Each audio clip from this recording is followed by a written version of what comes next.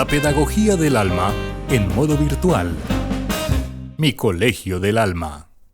Hola mis queridos estudiantes de grado octavo, espero se encuentren muy bien. Bienvenidos a su clase de español en modo virtual del Colegio del Alma.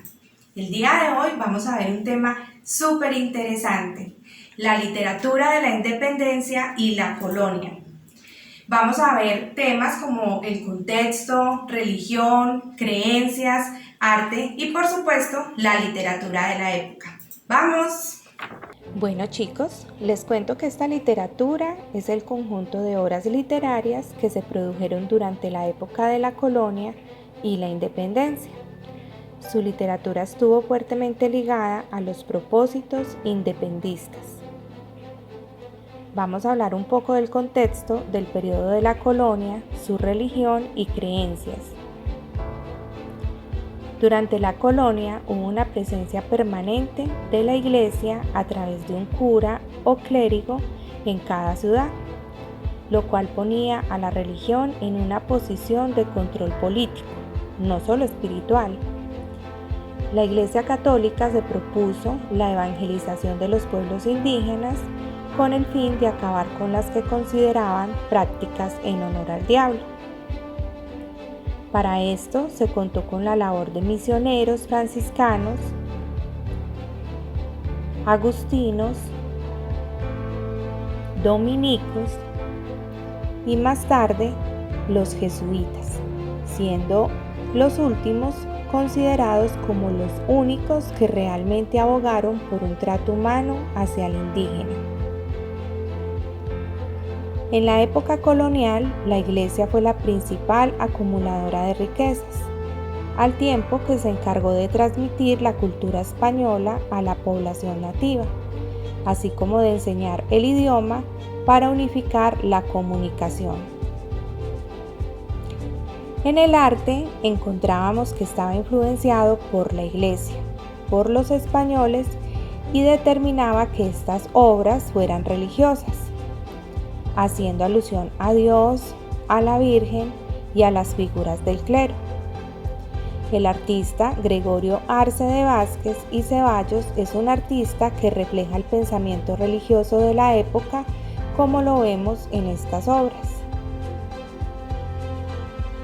La literatura en la colonia, como todas las artes, estuvo influenciada también por la Iglesia Católica, por los temas religiosos, por lo cual muchos de sus escritores eran sacerdotes o religiosos, que hablaban de una experiencia personal y mística, ese encuentro con Dios, ese encuentro con su aislamiento religioso, de su devoción, pero en sus poemas se puede denotar dentro de ese misticismo algo de ficción, siendo un elemento novedoso e importante para la época.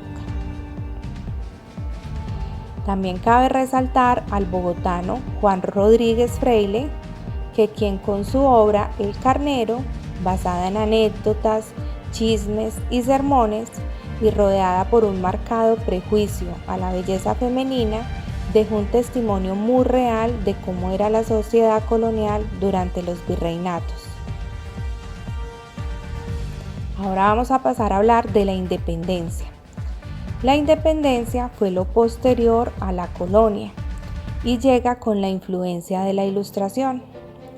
Entendemos la independencia como todos esos movimientos sociales, políticos que sucedieron para liberarse del yugo español, es decir, de la imposición española. Se cambia de esa literatura mística, religiosa, surgiendo ensayos, que son textos de opinión argumentativos. Muchos de ellos fueron escritos por Simón Bolívar, donde daba su opinión respecto al yugo español, al por qué liberarse. Llegaron también los discursos, oratorias, himnos, odas patrióticas, que eran alabanza a lo que era la patria. Y también aparecen las obras muy clásicas llamadas Las Convulsiones, que eran unas obras de teatro que hacían una crítica a las costumbres conservadoras, viéndose reflejada una literatura que está hecha no solo para hablar de Dios, sino para empezar a criticar el entorno. Bueno chicos, espero que les haya quedado muy claro esta literatura. Igual ampliaremos el tema en nuestra clase virtual. La pedagogía del alma en modo virtual. Mi colegio del alma.